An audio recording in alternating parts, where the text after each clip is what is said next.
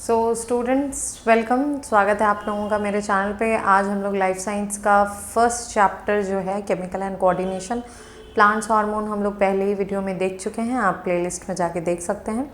And today we are going to start with animal hormone. Okay, let's start. Animal hormones में जितना पूरा notes आपको इस video में मिल जाएगा, आइदर आप चाहें तो आप नोट्स उसको कॉपी कर लें या तो फिर आप अपने बुक में मार्क करते हुए चलें। बाद में रिवीजन के टाइम आपको बार बार वीडियो नहीं देखना होगा, जस्ट एक बार आप जो नोट्स बना लेंगे उससे ही रिवाइज कर लेंगे। ओके, और जिनको लग रहा है कि नहीं वीडियो बार बार देख के ही समझ में आ रहा है तो वो स्पीड बढ़ा के देख सकते हैं। Okay, see what are hormones? Hormones are chemical messengers secreted by endocrine glands directly into the bloodstream। यहाँ पे वर्ड आता है कि ये एंडोक्रीन क्या चीज़ है। एंडोक्रीन, हमारे बॉडी में दो तरीके के ग्लैंड्स होते हैं, एक्सोक्रीन एंड एंडोक्रीन। एंडोक्रीन ग्लैंड्स जो है ये डक्टलेस होते हैं, दैट मीन्स इनमें कोई डक्ट या पाइप, कॉमन लैंग्वेज में बोल सकते हैं, ऐसा कोई एक पाइप नहीं बना हुआ है, डक्ट नहीं बना हुआ है कि हार्मोन्स उसी डक्ट के थ्रू फ्लो करेंगे। ये डायरेक्टली ब्लड स्ट्रीम में हार्मोन्स को रिलीज़ कर देते हैं। तो हार्मोन्स जो हैं ये केमिकल मैसेंजर हैं, केमिकल से बने हुए होते हैं। ये एंडोक्रीन ग्लैंड से डायरेक्टली सिक्रीट होते हैं ब्लड स्ट्रीम में, और ये हमारी बॉडी में वेरियस फिजियोलॉजिकल एक्टिविटी जैसे कि बॉडी का ग्रोथ होना, मेटाबॉलिज्म होना, जो आप खाना खा रहे हैं उसका डाइजेशन होना, रिप्रोडक्शन वगैरह वगैरह कंट्रोल करता है। अब यहीं पे दिमाग में एक सवाल आता है कि जब ह्यूमन बॉडी में पूरी कोऑर्डिनेशन के लिए नर्वस सिस्टम प्रेजेंट है, वी ऑल नो कि फिंगर के एक टिप में भी we have nerve ending, that is why हम लोगों को फील होता है चोट लग जाए तो अगर मेरी बॉडी में नर्वस सिस्टम ऑलरेडी प्रेजेंट है तो हार्मोन्स की ज़रूरत क्या थी? बिकॉज अगेन नर्वस सिस्टम क्या करता है? कोऑर्डिनेशन मेंटेन करता है, और हार्मोन्स पे क्या करता है? कोऑर्डिनेशन मेंटेन करता है। तो क्या लगता है आपको? आप थोड़ी देर सोचिए, इस वीडियो के एंड में we will get this answer कि जब हमारी बॉडी में ऑलरेडी नर्वस सिस्टम प्रेजेंट थी तो हार्मोन सिस्टम क्यों ऊपर वाले ने हमारी बॉडी में बनाया। ओके, फिलहाल ये क्वेश्चन को यहीं पे ड्रॉप देते हैं। Moving on to the next slide. See characteristic of animal hormone. कोई हार्मोन अगर होता है तो उसका कुछ कैरेक्टरिस्टिक्स होता है। दैट मीन्स हम लोग कब समझेंगे कि कोई चीज़ हार्मोन है? उसका कुछ कैरेक्टर तो होना चाहिए। So source, animal hormones are secreted from ductless and endocrine glands, जो कि मैं पहले ही बता के गई। केमिकल नेचर होता है इनका, ज़्यादातर प्रोटीन, ग्लाइकोप्रोटीन या स्टेरॉइड इन नेचर होते हैं। ट्रांसपोर्टेशन किस तरीके से होता है? ये हमारी बॉडी में टारगेट ऑर्गन्स तक पहुंचते हैं। जो सोर्स ऑर्गन, ज़्यादातर हम लोग देखेंगे कि हार्मोन किसी और ग्लैंड से सिक्रीट हो रहा है और वो किसी और ग्लैंड को जाके टारगेट कर रहा है। तो ये जो वो रास्ता तय करता है, ये तय करता है थ्रू ब्लड, लिम्फ या अदर बॉडी फ्लूइड्स। हमेशा हार्मोन्स में रिमेंबर दैट हार्मोन का सोर्स डिफरेंट होता है और वो जहाँ जाके काम करेगा वो डिफरेंट जगह होता है। तो सोर्स अलग है और टारगेट ऑर्गन अलग है। अब हार्मोन जब टारगेट ऑर्गन पे काम कर लेगा, लेट्स से अगर एक हार्मोन रिलीज हुआ और उसका काम है जाके लेट्स से मेटाबॉलिज्म करना, तो वो काम फिनिश करने के बाद क्या करेगा? हार्मोन्स जैसे ही टारगेट ऑर्गन पे काम कर लेता है, जैसे ही उनका फंक्शन ओवर हो जाता है, वो डीनेचर्ड या डिस्ट्रॉय हो जाते हैं। वी ऑल नो कि प्रोटीन वगैरह जो होता है ये डीनेचर हो जाता है। आपने देखा होगा एग जब हम लोग खाते हैं, दैट इज़ एक्चुअली वो जो वाइटिश पोर्शन होता है दैट इज़ एल्ब्यूमिन। जब आप, वो प्रोटीन होता है, तो जब आप एग को बॉईल करते हैं तो वो जो प्रोटीन होता है ना वो डीनेचर्ड हो जाता है। That is Y boiled egg का वो वाइटिश एंड वो जो योक है वो पोर्शन दिखता है। ठीक है, तो प्रोटीन जो है वो डीनेचर्ड हो जाता है। एक तरीके से सिंपल लैंग्वेज में ये बोल सकते हैं कि प्रोटीन का जो बॉन्ड्स है वो टूट के किसी और फॉर्म में ट्रांसफॉर्म हो जाता है। ठीक है, so that means hormones destroy हो जाते हैं। फंक्शन क्या होता है हार्मोन का? ये केमिकल मैसेज लेके चलते हैं। जैसे लेट्स से खाना मेटाबोलाइज करना है, या कोई रिप्रोडक्टिव हार्मोन्स रिलीज करना है, या बॉडी में लेट्स से थायराइड हार्मोन्स बढ़ाना है, तो एक केमिकल मैसेज लेके चलते हैं, एक सिग्नल लेके चलते हैं सोर्स से टारगेट तक। यही रीज़न है कि इनको केमिकल मैसेंजर भी कहा जाता है। ऐसे क्वेश्चंस आते थे पहले कि why hormones are called chemical messengers. अगर बाय द वे ऐसे क्वेश्चंस आते हैं तो आप इजीली इसका आंसर लिख देंगे कि ये केमिकल मैसेज लेके चलते हैं from source to the target organs, that is why they are called chemical messengers. Okay, see जो इम्पॉर्टेंट एंडोक्रीन ग्लैंड्स हैं ह्यूमन बॉडी के, मैंने इस डायग्राम में बता दिया है। सबसे पहले हमारे सिलेबस में कुछ ऐसा है जो उतना ज़्यादा आपको नहीं पढ़ना है, जैसे पाइनियल ग्लैंड, ये है तो ज़रूर बट कुछ खास आप लोग सिलेबस में इसको पढ़ते नहीं हैं। एनीवेज, एंडोक्रीन ग्लैंड में the most important is hypothalamus. उसके बाद यू कैन सी हाइपोथैलेमस, यहाँ ब्रेन में एक छोटा सा, ब्रेन के पास एक छोटा सा रेड डॉट है, दैट इज योर हाइपोथैलेमस। उसी के जस्ट नीचे there is pituitary, I hope आपको डायग्राम में दिख रहा होगा, जस्ट उसके नीचे this is your pituitary gland. Thyroid ये यहाँ पे है नेक के पास, यू शेप्ड। उसके बाद thymus, again thymus and pineal gland के लिए उतना ज़्यादा हार्मोन्स हमारे सिलेबस में नहीं है। आफ्टर दैट पैनक्रियाज, पैनक्रियाज आपको दिख रहा होगा इस तरीके से एक शेप का है, this is your pancreas. These are the underlying ones we are going to study. Adrenal glands, adrenal glands कहाँ पे होते हैं? ये रहा बीन शेप्ड किडनी, और ठीक बीन शेप्ड किडनी के ऊपर, बीन शेप्ड किडनी के ऊपर we have adrenal glands. Okay, उसके बाद तो किडनी है, किडनी एक्चुअली में एंडोक्रीन नहीं है बट डायग्राम में दिया हुआ है। ओके, नेक्स्ट इज मेल रहा तो टेस्टिस, और अगर फीमेल हुई तो उनका रिप्रोडक्टिव सिस्टम में होता है ओवरी, और वहाँ से हार्मोन रिलीज होता है। ठीक है, ओके। देखिए उसके बाद हाइपोथैलेमस, सबसे पहला क्या था? Hypothalamus. Hypothalamus gland, master of master gland. अब ये उपाधि इसको क्यों दिया गया है, master of master gland? We will see कि पिट्यूटरी ग्लैंड को हम लोग मास्टर ग्लैंड कहेंगे, और पिट्यूटरी ग्लैंड को हाइपोथैलेमस कंट्रोल करता है। ये रीज़न है हाइपोथैलेमस का ये नेमिंग पढ़ने का, मास्टर ऑफ मास्टर ग्लैंड। अब एक्चुअली यहाँ पे क्या बताया जा रहा है कि हाइपोथैलेमस से जो भी हार्मोन रिलीज होते हैं उनका मेन फंक्शन होता है पिट्यूटरी ग्लैंड को जा कर के स्टिमुलेट करना, पिट्यूटरी ग्लैंड को जाके स्टिमुलेट करना, यानी पिट्यूटरी ग्लैंड का पूरा कंट्रोल किसके हाथ में होता है? हाइपोथैलेमस के हाथ में होता है। मोस्टली 5 इंपॉर्टेंट हार्मोन्स हैं जो हाइपोथैलेमस रिलीज करता है। GHRH that is growth hormone releasing hormone, growth hormone को रिलीज करवाने के लिए ये हार्मोन है, समझिए यहाँ पे बात, ये ग्रोथ हार्मोन नहीं है, ग्रोथ हार्मोन को रिलीज करवाने के लिए ये हार्मोन है।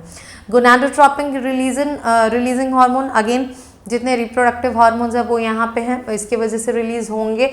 पिट्यूटरी जा करके उस रिप्रोडक्टिव, मतलब हाइपोथैलेमस पहले पिट्यूटरी को इंस्टिगेट करेगा, स्टिमुलेट करेगा, फिर पिट्यूटरी उस रिस्पेक्टिव एंडोक्रीन ग्लैंड को जा करके जगाएगा कि भाई चलो अब तुमको क्या करना है, हार्मोन रिलीज करना है। ठीक है, तो ग्रोथ हार्मोन, ग्रोथ GHRH जो है वो हाइपोथैलेमस से जाएगा पिट्यूटरी के पास, फिर पिट्यूटरी भेजेगा उसको specific target organ, specific organ के पास, और फिर वहाँ से हार्मोन रिलीज होना शुरू होगा। हम लोग देखेंगे ये सब।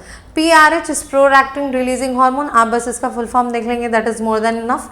TRH thyrotropin releasing hormone, easy है, अगर मान लीजिए बाय द वे कभी फंक्शन आ भी जाता है तो यू कैन राइट कि थायरोट्रोपिन रिलीजिंग हार्मोन क्या करेगा, ये थायराइड स्टिमुलेटिंग हार्मोन को, जैसे इसने यहाँ से कमांड दिया कि भाई चलो पिट्यूटरी तुमको अब मैं TRH भेज रहा हूँ, तुम TRH से क्या करो, अब जो थायराइड हार्मोन रिलीज होने वाला है उसको रिलीज करवाओ। तो पिट्यूटरी क्या करेगा, थायराइड ग्लैंड के ऊपर ये भेजेगा थायराइड स्टिमुलेटिंग हार्मोन TSH भेजेगा, ये थायराइड हार्मोन को और थायराइड ग्लैंड को जगाने के लिए, और फिर थायराइड इसमें से T3 और T4 नाम के हार्मोन्स को रिलीज करेगा। तो समझ में आ रहा है कि मेन हेड कौन है फैमिली का, हाइपोथैलेमस। हाइपोथैलेमस इसको धक्का दिया और फिर ये जाके इसको धक्का देता है।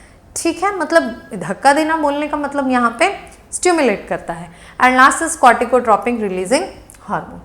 ओके, अब आते हैं पिट्यूटरी ग्लैंड पे। पिट्यूटरी ग्लैंड क्या है, मास्टर ग्लैंड है। It remains attach to the hypothalamus with a stalk, ये हाइपोथैलेमस से ही अटैच रहता है एक स्टॉक के जरिए, और ब्रेन में स्कल में ये प्रोटेक्टेड रहता है, एक कैविटी है, कैविटी मतलब छोटी सी जगह है वहाँ पे सेला ट्यूकाई का, उसी में वो आराम से स्टोर रहता है। The hormones release by anterior pituitary gland are STH that is somatotropic hormone, TSH। अब आप देखेंगे पिट्यूटरी ग्लैंड का दो पार्ट है, पिट्यूटरी ग्लैंड से दो पार्ट्स होते हैं, एक इज एंटीरियर सामने वाला position and this is posterior. So anterior pituitary से कौन कौन से हार्मोन रिलीज होते हैं? STH that is somatotropic hormone, TSH thyroid stimulating hormone जो थायराइड ग्लैंड को जाके स्टिमुलेट करेगा, GTH गोनाडोट्रॉपिक हार्मोन, ये हम लोग आराम से पढ़ेंगे रिप्रोडक्टिव हार्मोन्स के बाद कि ये GTH का क्या फंक्शन है, बिकॉज अभी पढ़ा देंगे तो आप ऑलरेडी आप प्रोजेस्टेरॉन एस्ट्रोजन को जानते नहीं हैं, दैट इज़ वाई मैंने यहाँ लिख दिया है कि इसके बारे में we will study in detail. ACTH adenocorticotropic hormone. Pituitary gland जो है ये इन सारे हार्मोन को सिक्रेट करके क्या करना चाहती है? ये रेगुलेट करना चाहते हैं सिक्रेशन को। किसके सिक्रेशन को? बाकी सभी एंडोक्रीन ग्लैंड्स को, जैसे थायराइड ग्लैंड, एड्रीनल ग्लैंड और इन सब को, है ना, वो क्या करना चाहती है? कंट्रोल करना चाहते हैं। कौन? पिट्यूटरी ग्लैंड, ठीक है। By this process pituitary regulates the total endocrine system of the human body, that is why it is called a master gland. Okay, next pituitary gland हमने देख ही लिया, पिट्यूटरी ग्लैंड को मास्टर ग्लैंड बोलते हैं। तो पिछले साइड में हमने उसके एंटीरियर पोर्शन से कौन कौन से हार्मोन रिलीज होते हैं वो देखे थे। अभी वी विल सी उसके पोस्टेरियर पार्ट से कौन कौन से हार्मोन रिलीज होते हैं। तो पोस्टेरियर पिट्यूटरी ग्लैंड जो है ये बेसिकली स्टोर करता है दो हार्मोन, ADH और ऑक्सीटोसिन हार्मोन, और ये दोनों रिलीज होते हैं हाइपोथैलेमस से। वेरी इंपॉर्टेंट, पिट्यूटरी से जो पोस्टेरियर पिट्यूटरी से जो दो हार्मोन रिलीज होना है वो दोनों एक्चुअली में रिलीज करता है हाइपोथैलेमस। पोस्टेरियर पिट्यूटरी बस उसको टाइम बीइंग के लिए अपने पास स्टोर करता है, जब उसको लगता है कि इन हार्मोन को रिलीज करना चाहिए या इन हार्मोन्स को रिलीज कर देता है, ठीक है। तो कौन कौन से हार्मोन है? ADH that is anti diuretic hormone, हम लोग इसको अच्छे से पढ़ेंगे क्योंकि इससे एक इसके एबनॉर्मल सिक्रेशन की वजह से डायबिटीज इंसिपिडस होता है, दैट इज वाई। तो anti diuretic that is ADH, it regulates on the distal convoluted tubule of the nephron. We all know कि नेफ्रॉन जो है ये क्या करता है? Reabsorption of water, urine formation में नेफ्रॉन का रोल होता है। सो ADH का वहाँ पे एंटी ड्यूरेटिक हार्मोन का वहाँ पे फंक्शन रहेगा। अगर ADH बॉडी में सही से रिलीज ना हो तो एक आदमी जो है वो डायबिटीज इंसिपिडस से सफ़र करेगा। ऑक्सीटोसिन जो दूसरा हार्मोन है जो पिट्यूटरी स्टोर करके बैठा है वो क्या करता है? ये इनवॉलेंट्री कॉन्ट्रैक्शन ऑफ यूटेरस को रेगुलेट करता है। दैट मीन्स प्रेगनेंसी के टाइम पे ये क्या करता है? जो यूटेरस होता है, प्रेगनेंसी के टाइम पे नहीं, सॉरी, जब मदर लेबर में होती हैं तब ये यूटेरस को कॉन्ट्रैक्शन में हेल्प करता है। ओके, लास्ट मैं ये देना भूल गई थी, एक्चुअली मैंने स्लाइड में ये मिस आउट हो गया था। यहाँ पे ये जो सोमैटोट्रॉपिक है इसको we will see in detail. So मैंने हैंड रिटन यहाँ पे लिख दिया है, kindly manage. STH that is somatotropic hormone, इसको हम लोग ग्रोथ हार्मोन के नाम से यानी GH के नाम से भी जानते हैं। अच्छा, क्या काम करता है ये? रिलीज कहाँ से होता है? दैट वी ऑल नो कि एंटीरियर पार्ट से होता है। मैं अभी बता के गई, यहीं पे क्लास में ही याद कर लो। एंटीरियर पार्ट से रिलीज होता है सोमैटोट्रॉपिक, पोस्टेरियर से रिलीज दो हार्मोन्स होते हैं, वो दोनों हाइपोथैलेमस से आते हैं और पिट्यूटरी उसको स्टोर करता है। कौन कौन? ADH and oxytocin. तो अब भूल नहीं करना, ये जो है हार्मोन STH ये कहाँ से रिलीज हो रहा है? एंटीरियर पिट्यूटरी से रिलीज हो रहा है। कौन से सेल से? ऑब्वियसली सोमैटोट्रॉपिक है तो सोमैटोट्रॉपिक सेल से रिलीज होता होगा। फंक्शंस क्या है इसके? फंक्शंस इंपॉर्टेंट है, एग्जाम में MCQ वगैरह में इसके फंक्शंस आते हैं। So helps in normal growth of the body. Soma, इसको याद रखना, एक्चुअली दिस सोमा का मतलब ही होता है एक्चुअली में ग्रोथ।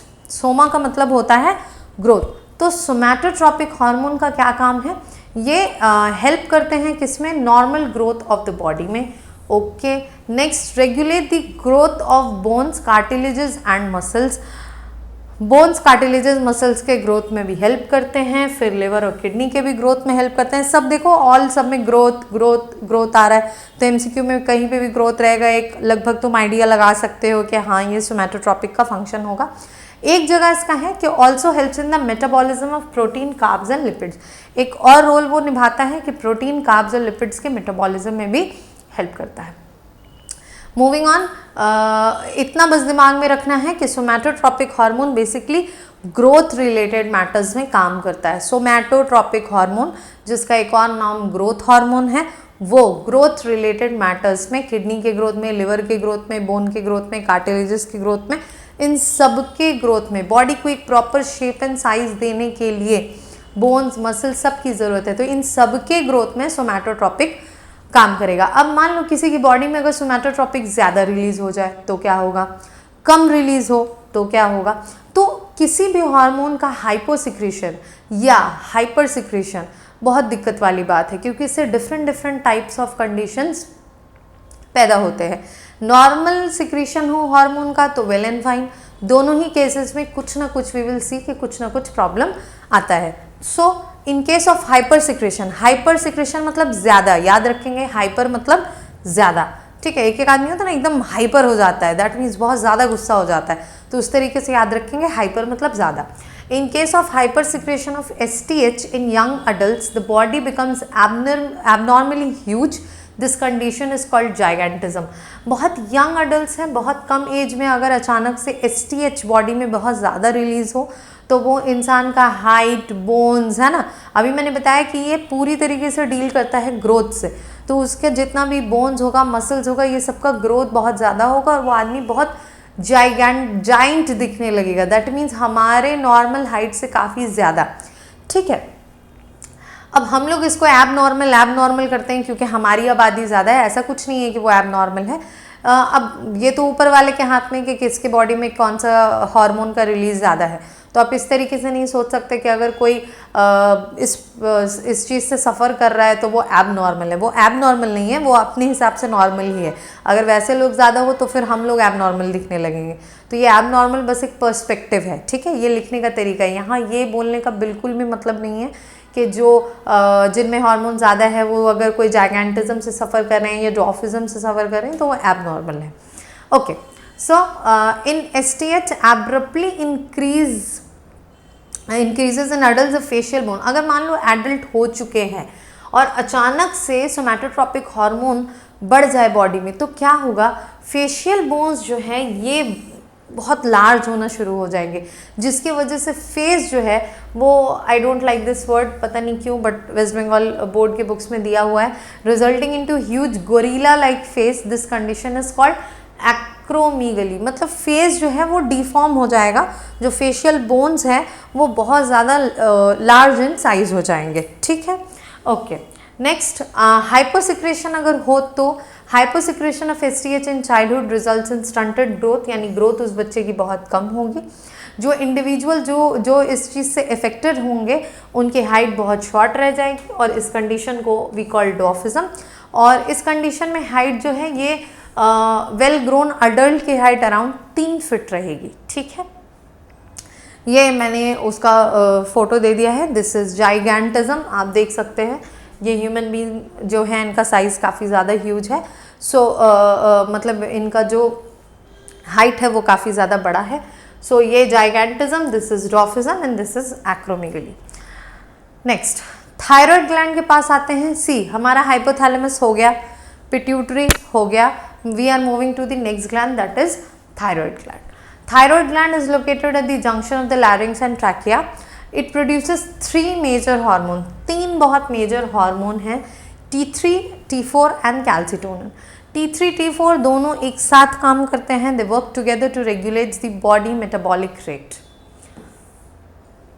BMR भी कहते हैं इसको, ठीक है।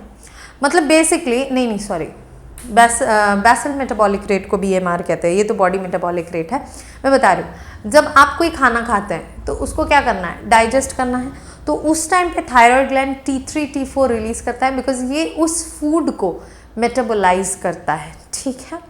Okay, functions of calcitonin, it reduces the concentration of calcium ions into the blood by adding होना चाहिए था, by adding the absorption of calcium into the matrix. Adding means by helping, ठीक है।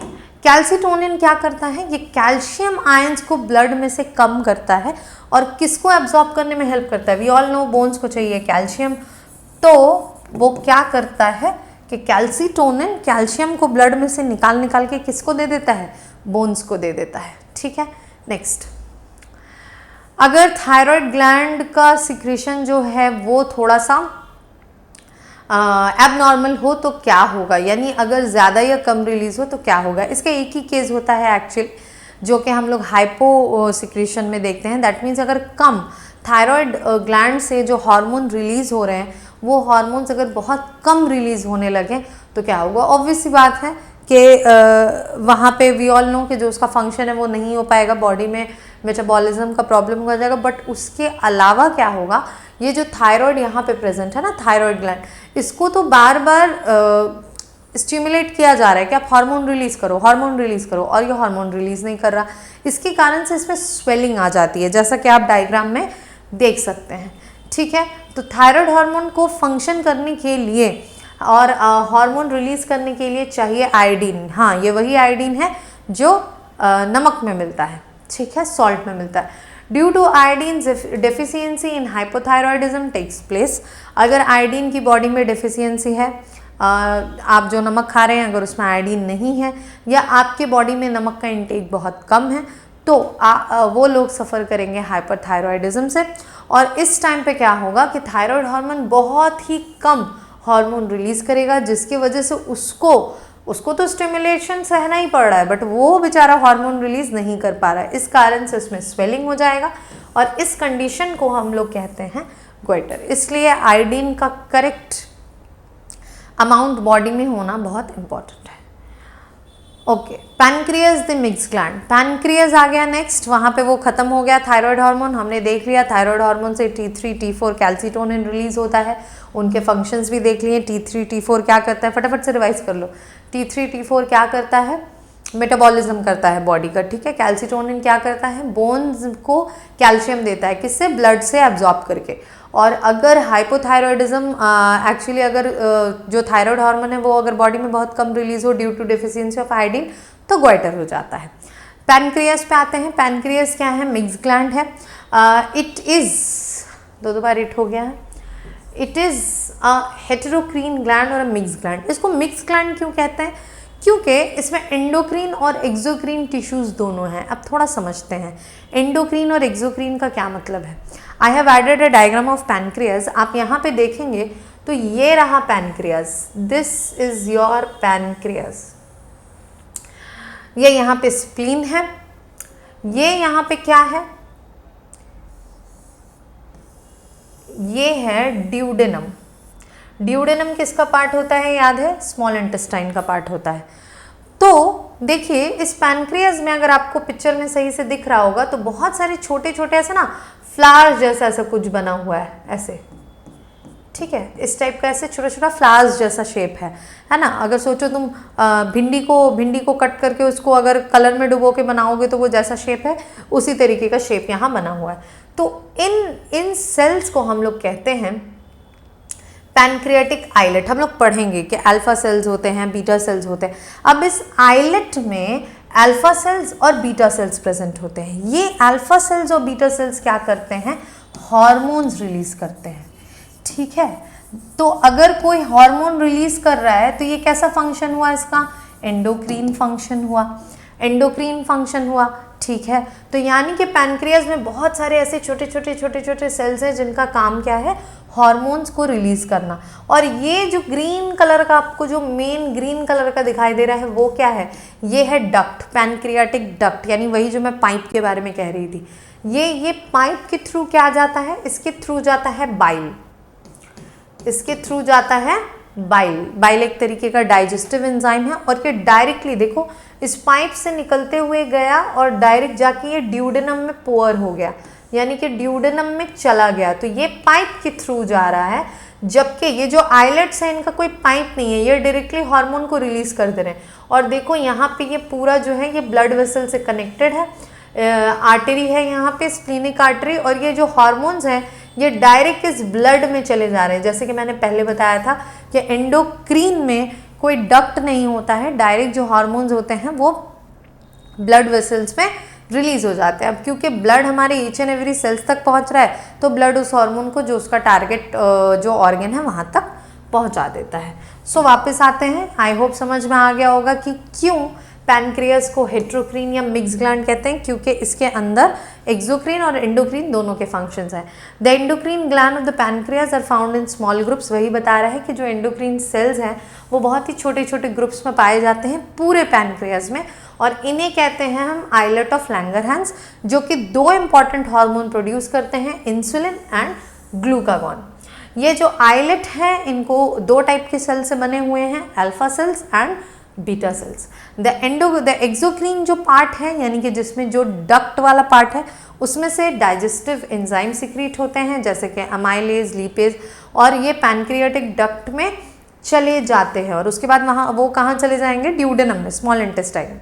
सो इसलिए पैनक्रियास को हम लोग मिक्स्ड ग्लैंड कहते हैं। ठीक है, सिंपल में समझो क्यों पैनक्रियास को मिक्स ग्लैंड कहते हैं। इसलिए मिक्स ग्लैंड कहते हैं बिकॉज उसमें एक्सोक्रीन प्रॉपर्टीज भी वो शो करता है और एंडोक्रीन प्रॉपर्टीज भी शो करता है। एंडोक्रीन क्या प्रॉपर्टीज शोज करता है, पूरे पैनक्रियास में छोटे छोटे सेल्स हैं, आइलेट ऑफ लैंगरहैंस जो कि अल्फा एंड बीटा सेल्स दो टाइप के होते हैं, और आइलेट ऑफ लैंगरहैंस में से क्या होता है, इंसुलिन और ग्लूकागॉन रिलीज होता है, और जो पैनक्रियास के बीचों बीच जो डक्ट जा रहा है उसमें से क्या रिलीज होता है, digestive enzyme, bile, lipase, amylase, ये सब कुछ उसमें से रिलीज होता है। तो दोनों हो गया, that is why it is called mixed gland. Okay,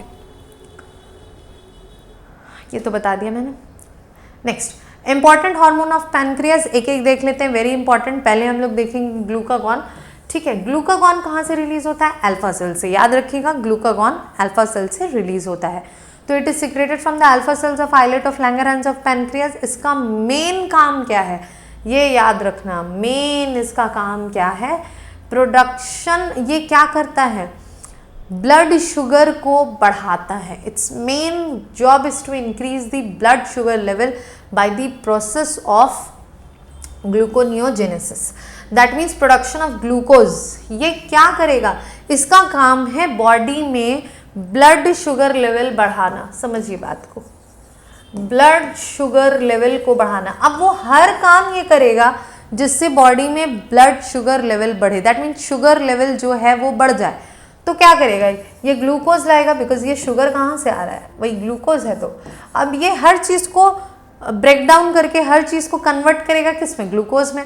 तो प्रोडक्शन ऑफ ग्लूकोज, ये ग्लूकोज बनाएगा किससे, लिपिड और प्रोटीन से। Okay, in case of low blood sugar level, अगर मान लो कभी बॉडी में ब्लड शुगर लेवल बहुत कम हो गया, चक्कर आ रहा है, ऐसा कुछ हो गया, कमजोरी जैसा फील हो रहा है, it instigates breaking down of glycogen in the liver to replenish it. That means ये लिवर के अंदर जो ग्लाइकोजन प्रेजेंट होगा उसको भी तोड़ देगा। ठीक है, क्या बनाने के लिए, ग्लाइकोजन टूट के क्या बनेगा, ग्लूकोज।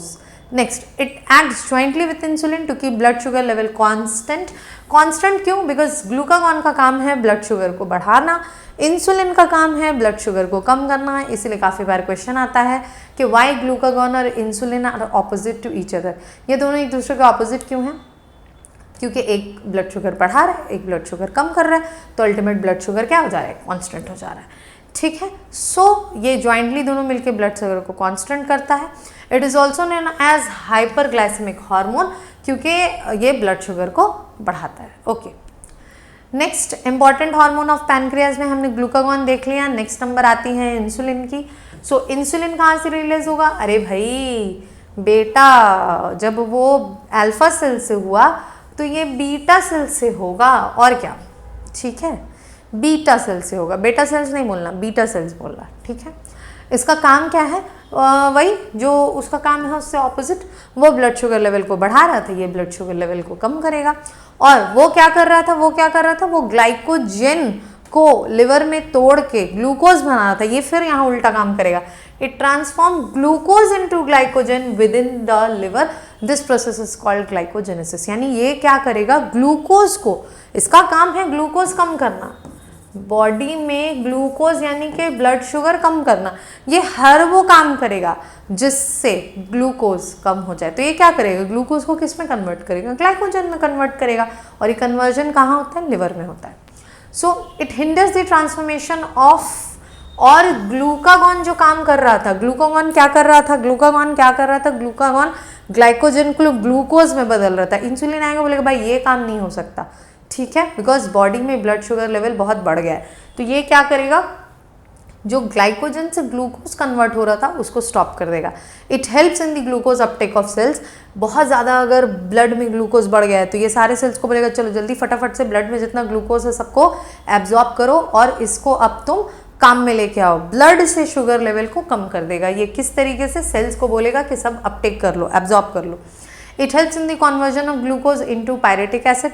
ये इसको चेंज कर देगा, ग्लूकोज को, ग्लूकोज कम करना है, जो होगा सब काम करेगा ये। It prevents the transformation of glucose from proteins and lipid. और ग्लूकागॉन क्या कर रहा था, ग्लूकागॉन प्रोटीन और लिपिड को भी तोड़ तोड़ के ग्लूकोज में बदल रहा था, बट ये बोलेगा नहीं नहीं नहीं ऐसा नहीं होगा, ग्लूकोज नहीं बदलेगा, प्रोटीन प्रोटीन रहेगा, लिपिड लिपिड रहेगा। Its hyposecretion leads to diabetes mellitus. अब याद करो, एडीएच हार्मोन जो हमने पढ़ा था, एंटी ड्यूरेटिक हार्मोन, वहाँ पे डायबिटीज़ इंसिपिडस होता था। अगर किसी की बॉडी में इंसुलिन कम हो तो उसे डायबिटीज़ मेलिटस होगा। दैट मीन्स इसके बॉडी में ग्लूकोज लेवल बहुत हाई हो जाएगा, ठीक है, जिसे हम कहते हैं कि इसका शुगर बहुत हाई है, वो यही है, ठीक है। Next, first part of animal hormone I am ending over here. ये रहे कुछ इंपॉर्टेंट क्वेश्चंस, जितने स्लाइड्स मैंने पढ़ाए हैं, आप इन सबको खुद से ट्राई करें। बाय द वे कोई क्वेश्चन आपसे नहीं होता है, कमेंट सेक्शन बिल्कुल ओपन है आपके लिए। जो क्वेश्चन का आंसर आपको नहीं मिलेगा, आप वो क्वेश्चन नंबर मुझे बता दीजिएगा या क्वेश्चन लिख दीजिएगा। नेक्स्ट डे जब नेक्स्ट पार्ट आएगा उसमें वो आंसर बिल्कुल इंक्लूडेड होगा। मैं एक बार क्वेश्चन डिस्कस कर देती हूँ। डिफरेंस बिटवीन इंसुलिन ग्लूकागॉन आप ट्राई करेंगे लिखने का, बिल्कुल लिख लेंगे, बिकॉज मैंने अच्छे से समझा दिया। पहला डिफरेंस तो आप यही लिख लेंगे कि दोनों का साइट ऑफ ओरिजिन अलग अलग है, दोनों का फंक्शंस अलग अलग है, 2-3 तो ऐसे ही बन जाएगा, ठीक है। फिर नेक्स्ट वही क्वेश्चन है, बस लैंग्वेज अलग है कि insulin and glucagon act opposite to each other, explain the statement. की किसी ईयर का क्वेश्चन है, I don't remember the year, मैं लिखना भूल गई यहाँ पे। इंसुलिन और ग्लूकागॉन, देखो एक साल वो ऐसे पूछ सकता है कि डिफरेंस क्या है, दूसरे साल वो स्टेटमेंट वाइज पहुँचेगा, मैटर वही रहेगा। आपको बनाकर स्टेटमेंट लिखना आना बहुत इंपॉर्टेंट है, ठीक है, वरना आपके पास जितना भी आइडिया होगा अगर आप पेपर में उसको नहीं लिख पा रहे तो फिर क्या फ़ायदा वैसी नॉलेज का, ठीक है। एमसीक्यू क्वेश्चंस तो है नहीं, पूरा पेपर आपका 90 मार्क्स का पेपर एमसीक्यू नहीं है। आपके दिमाग में जो चल रहा है that you have to write and explain to the examiner. तो पहले आप टेबल फॉर्मेट में लिखेंगे, दूसरे वाले में you will write in the statement format. So why pancreas is mixed gland, is called mixed gland बता चुकी मैं। Why hypothalamus is called master of master gland, ये भी बता दिया। State the function of insulin glucagon T3 and GH, मतलब growth hormone, सबका 2-2 3-3 functions लिख लेना। इसको फंक्शंस कर लो, वरना बोलोगे मैम एक ही फंक्शन लिखना है। State the different types of diseases cause due to abnormal secretion of STH, ये भी बता दिया। STH अगर हाइपर या हाइपो होगा तो क्या क्या हो सकता है। व्हाट इज एक्रोमेगली, अगेन आपको वो लिख देना है कि फेशियल बोन्स जो होते हैं वो लार्ज हो जाते हैं। What is goiter, again iodine deficiency की वजह से जो होता है। Name the different type of endocrine glands, कौन कौन से एंडोक्रीन ग्लैंड्स हैं उनका नाम। और name the hormone which are release by hypothalamus but stored in pituitary. याद करो, दो पढ़ाया है मैंने, EDH और ऑक्सीटोसिन। तो यहाँ तक आई होप आपको मज़ा आया होगा, कॉन्सेप्ट्स क्लियर हुए होंगे। जो कॉन्सेप्ट्स रह गए नहीं समझ में आया वो आपको अच्छी तरीके से पता चला होगा। और मैं चाहती हूँ कि आप लोग ऐसे ही बने रहें चैनल के साथ। वीडियोस काफ़ी लेट हो रहा है, आई नो वीडियोस लेट हो रहा है, बट बिलीव मी आपके एग्ज़ाम्स तक ऑलमोस्ट हर चैप्टर के वीडियोस आ जाएंगे, डोंट वरी अबाउट दैट। तो आप लोग बने रहिए, अच्छे से पढ़ाई कीजिए एंड मिलते हैं नेक्स्ट वीडियो में। बाय।